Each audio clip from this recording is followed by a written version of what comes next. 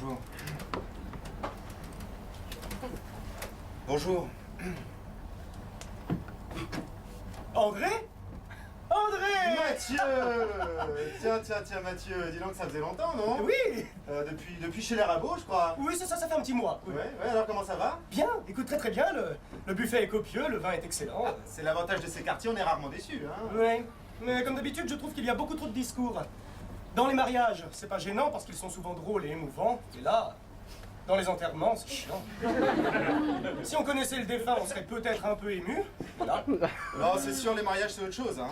Enfin, le problème, c'est que c'est pas plus d'une fois par semaine, hein, ça nourrit pas son homme. C'est sûr que si on n'avait pas les enterrements, on aurait que la peau sur les os. Hein. C'est bien connu, hein. La mort nourrit mieux que l'amour. Remarque, si les mariages sont le samedi, les enterrements sont souvent le mercredi. J'ai jamais compris pourquoi. Oh, ça doit être pour que les enfants en profitent aussi. Ah, oui. C'est sûr qu'avec de la jeunesse, c'est plus gai. Hein. Ça sent moins la mort. Condoléances et courage. Courage. Et condoléances. Ah, il est très réussi cet enterrement. Hein. L'idée du buffet à côté du cimetière, ça évite d'avoir à s'incruster dans une voiture. Je sais jamais pour qui me faire passer dans ces cas-là. Un collègue, un cousin éloigné. Oui, mais ça c'est parce que tu vas jamais aux messes. Non. Bah, en général, on y trouve suffisamment d'informations pour élaborer un mensonge sans faille. Oui, mais moi je trouve qu'aller à la messe de quelqu'un qu'on ne connaissait pas, c'est vulgaire. Je suis pas croyant, mais quand même. Non. Le vrai problème dans les églises, c'est pas Dieu, c'est le prêtre. Si on va trop souvent dans la même paroisse, on risque de se faire repérer. Mais ça c'est parce que tu changes jamais de quartier. Hein. Alors mon problème, c'est que mon indique, c'est un des croque-morts de la maison Périglioni. En face de la mairie, tu connais pas? Non. Bon, c'est énorme, il rafle tout dans le quartier, c'est une véritable hécatombe. Pour te donner une idée, c'est un petit peu le Ikea de la pompe funèbre. D'ailleurs, c'est à peine si on monte pas son cercueil soi-même. Du coup, tous mes enterrements se font dans le quartier, quoi. Ah ouais, mais moi je trouve ça dangereux, tu vois. Moi, j'ai un ami à l'hôpital Saint-Louis. C'est le seul hôpital de la région à avoir un service de cancérologie. Ça fauche beaucoup plus large. Hein. Ça ratisse, tu veux dire? Si tu veux. Il me donne accès au secteur des phases terminales. Ce qui me permet de faire connaissance avec mes futurs hôtes.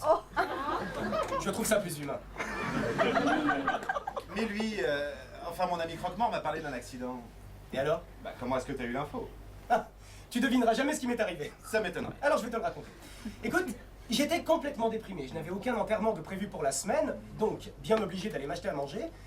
Et comme si Dieu avait entendu mes prières, sur le chemin de la supérette, qu'est-ce que je vois? Je vois ce brave homme qui se fait écraser devant moi.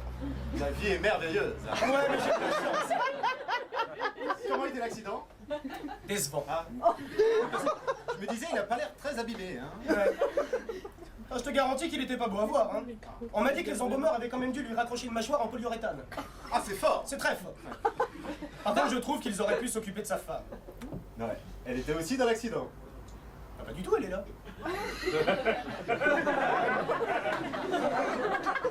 On dirait un Picasso, quoi. En solde. Remarque, elle a pas l'air très malheureuse. Tu vois, c'est ça que j'apprécie chez les bourgeois. Ils ont le sens de l'apparence. C'est pour ça que je ne vais jamais dans les enterrements de pauvres. Les gens sont beaucoup trop tristes. Parce qu'ils n'ont que le côté négatif de la mort. Les bourgeois ont ce côté gagnant du loto. D'ailleurs, je crois que l'héritage est important, on devrait avoir de l'action aujourd'hui. J'ai déjà senti des tensions monter entre la veuve et les deux belles-sœurs, là. Regarde, elles ont été ton qui pointe. Tu penses? Il était joaillier. Ah. Condoléances et Courage et condoléances et courage et condoléances. Hein? Ah oui. Alors, sexy, hein? Tu vois, c'est aussi ça que j'apprécie chez les bourgeois, ils ont les plus belles femmes. À ce stade-là, c'est de l'élevage, hein. Oh, dis donc, ça me fait penser. Cette petite que tu avais draguée... Enfin, non, pardon. Que tu avais consolée à l'enterrement Rabot. Oui, alors elle, je lui ai fait croire que j'étais un cousin éloigné. Un classique. Non, un cousin éloigné. Et donc, elle m'a emmené dans le Vercors pour y découvrir notre maison de famille que je ne connaissais pas. Et pour cause. Avec le domaine, l'étang, la piscine, la jument. J'y ai passé un mois confortable. Et je l'ai monté tous les jours. La jument. Bien sûr. Et ensuite? Moi, je me suis éloigné, hein. Tu sais, moi, la famille... Ouais, je te comprends. Tu m'accompagnes près du buffet? Ah ouais, tiens. J'en reprendrais bien un petit peu de viande froide. Ouais.